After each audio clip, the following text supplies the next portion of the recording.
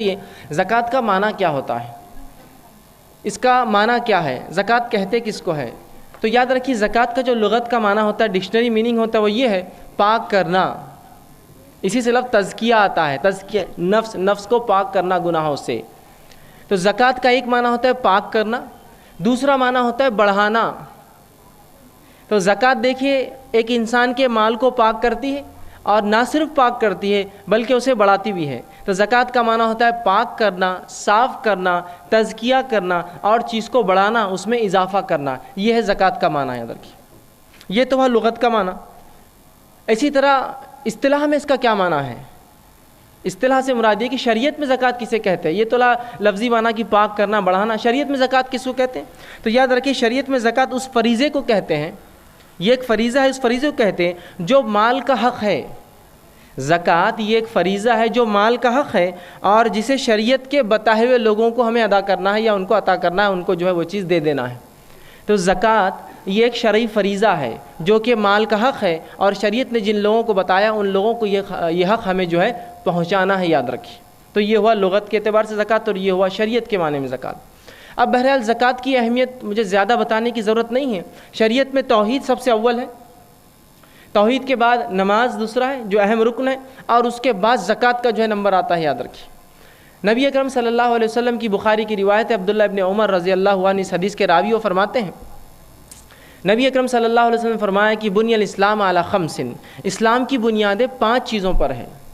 اسلام کے ستون 5 ہے۔ ستون کہتے ہیں وہ چیز کو جس پر کسی چیز کا انحصار ہو، جس پر منحصر ہو، جس پہ کوئی چیز ٹکی ہوئی ہو۔ تو اسلام کی ایسی 5 بنیادیں جس پہ اسلام ٹکا ہوا۔ یاد رکھیے تو رسول اکرم صلی اللہ علیہ وسلم فرمایا بنی الاسلام علی خمس، اسلام کی بنیادیں 5 چیزوں پر ٹکی ہے۔ پہلا فرمایا کہ تو گواہی دے کہ اللہ کے سوا کوئی معبود نہیں، اور میں محمد صلی اللہ علیہ وسلم اس کا رسول ہوں۔ وَإِقَامِ الصَّلَاةِ، اور تو نماز قائم کر۔ وَإِيتَاءِ الزَّكَاةِ، اور زکوٰۃ ادا کرتے رہے۔ اور وَالْحَجِّ، اور اللہ کے گھر کا حج کر۔ وَصَوْمَ رمضان، اور رمضان کے روزے رکھ۔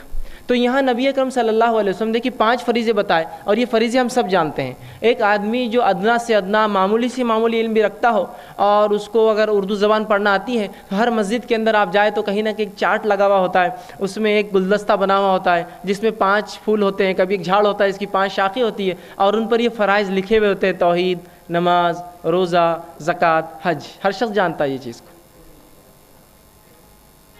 اور یہ فریضہ اتنا اہم ہے کہ اللہ رب العزت نے قرآن کا ایک اسلوب ہے، اللہ رب العزت کی ایک سنت اور طریقہ ہے، کچھ چیزوں کو اللہ رب العزت کچھ چیزوں کے ساتھ ہمیشہ بیان کرتا ہے۔ مثال کے طور پر ایمان کا تذکرہ کریں گا تو نیک عمل کا تذکرہ، دونوں بالکل ساتھ ہی آئیں گے، کبھی الگ نہیں ملیں گے آپ کو۔ الا الذین آمنوا وعملوا الصالحات، ایمان لائے نیک عمل کیے، ایمان کا تذکرہ فوراً نیک عمل کا تذکرہ، ایمان کا تذکرہ فوراً نیک عمل کا تذکرہ، گویا یہ دونوں ساتھ ہی آتے ہیں، لازم اور ملزوم، ایک آئیں گا تو دوسرا موجود ہوں گا ہی آس پاس اس کے۔ اسی طرح اللہ رب العزت نے جہاں بھی اپنے پہ ایمان کا حکم دیا، وہیں فوراً کہا آمنت باللہ والیوم الآخر، آمنت باللہ والیوم الآخر، اللہ پر ایمان لاتے، آخرت پر ایمان لاتے، اللہ پر ایمان لاتے، آخرت پر ایمان لاتے۔ یہ دونوں ہمیشہ موضوع ساتھ ہی ہوں گے، کبھی بھی یہ عنوانات ساتھ چلیں گے۔ اسی طرح یہ چیز بھی آپ بار بار پائیں گے کہ نماز قائم کرتے ہیں اور زکوٰۃ دیتے ہیں، نماز قائم کرتے ہیں اور زکوٰۃ دیتے ہیں۔ سورہ مریم میں اللہ رب العزت اسماعیل علیہ السلام کے تعلق سے فرماتا اور بیان کرتا ہے وہ یأمر اہلہ، کہ اسماعیل علیہ السلام اپنے اہل و عیال کو حکم دیتے نماز پڑھنے کا اور زکوٰۃ ادا کرنے کا۔ تو یہاں اللہ رب العزت اسماعیل علیہ السلام کے تعلق سے بھی سورہ مریم میں جب بیان کرتا ہے واقعہ، تو کہتے ہیں وہ حکم دیتے اپنے اہل و عیال کو، بیوی بچوں کو، کہ نماز قائم کرو اور زکوٰۃ دو۔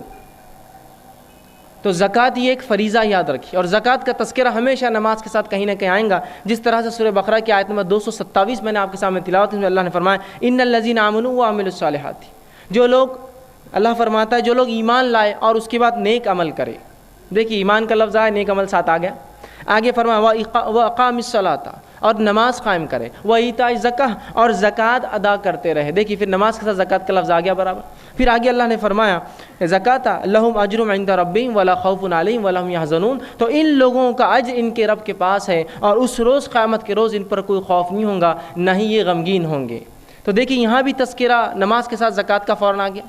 سورہ بقرہ کی ابتدا آپ اٹھا لیجیے، الف لام میم ذالک الکتاب لا ریب فیہ ھدی للمتقین الذین یؤمنون بالغیب ویقیمون الصلاۃ ومما رزقناہم ینفقون۔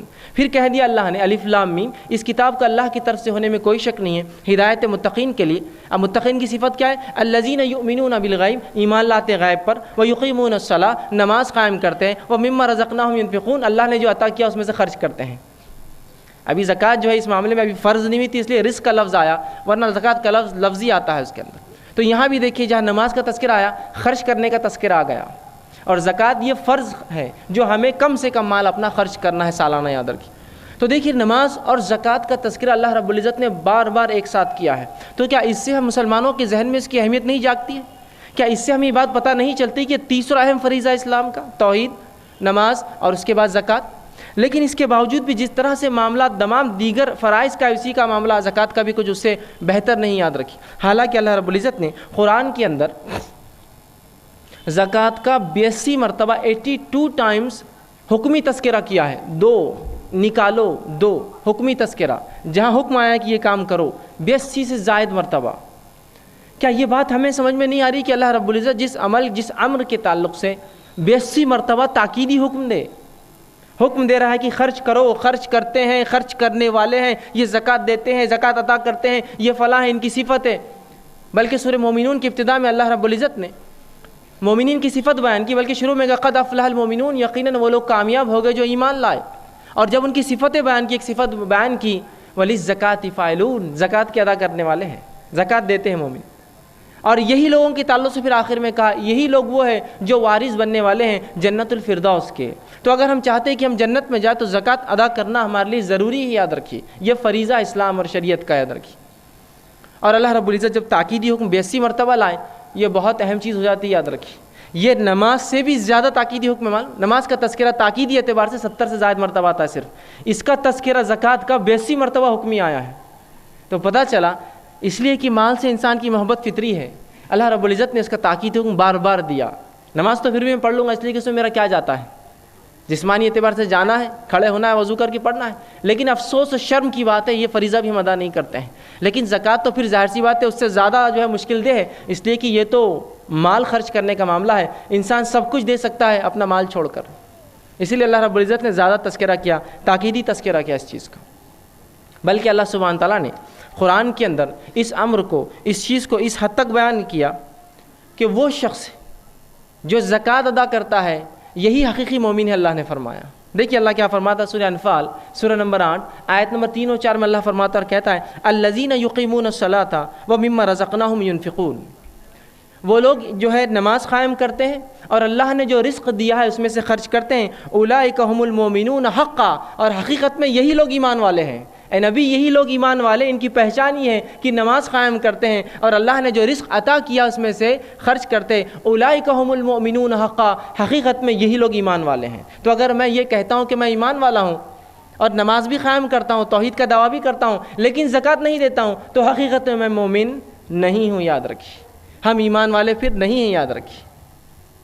تو اللہ فرما رہا اور گواہی دے رہا اولئک ھم المؤمنون حقا، اے نبی یہی لوگ ہیں جو حقیقت میں ایمان والے ہیں۔ آگے فرمایا لہم درجات عند ربہم، اور ایسے لوگوں کے جو نماز قائم کرتے اور زکوٰۃ دیتے ہیں، اللہ کے پاس ایسے لوگوں کے بڑے درجے ہیں، بلند مقامات ہیں، ربی و مغفرہ، اور اللہ رب العزت ان کے لیے مغفرت وہ کرتا ہے، ان کو معافی کرے گا، ان کے گناہوں کو درگزر کرے گا، اس لیے کہ یہ نماز کے ساتھ اپنا مال خرچ کرتے ہیں۔ مغفرت و رزق کریم، اور اللہ کی طرف سے ان کے لیے کشادہ روزیاں، بہترین رزق رکھا ہوا ہے، اس لیے کہ کیا کرتے ہیں، نماز قائم کرتے ہیں، زکوٰۃ دیتے ہیں، حقیقی مومن ہے۔ تو رب کی طرف سے کیا نوازشیں ہوتی ہے پھر اس بندے کو جو خرچ کرتا ہے، کہ اللہ کے پاس ان کے درجے ہیں، ان کے لیے ہی مغفرت ہے، اور انہی کے لیے رزق کریم، اللہ کی طرف سے بہترین روزیاں ہیں۔ تو اندازہ لگائیے کیا زکوٰۃ کا مرتبہ ہے کہ زکوٰۃ ادا کرنے والا نہ صرف فریضہ کرتا ہے بلکہ زکوٰۃ ادا کرنے سے ہمارے درجات بلند ہوتے ہیں، ہمارے گناہ معاف ہوتے ہیں، اور اللہ رب العزت ہمارے رزق میں اضافہ کرتا ہے۔ سبحان اللہ، اس سے بڑی کوئی بات ہو نہیں سکتی، یاد رکھیے۔ ذہنی طور سے انسان اگر تھوڑا سا سوچے تو تھوڑا سا اس کو معاملہ تو الٹ نظر آتا ہے، دیکھنے کے اعتبار سے کہ زکوٰۃ تو دینا ہے، پھر دینے سے بڑھتا کیسے ہے؟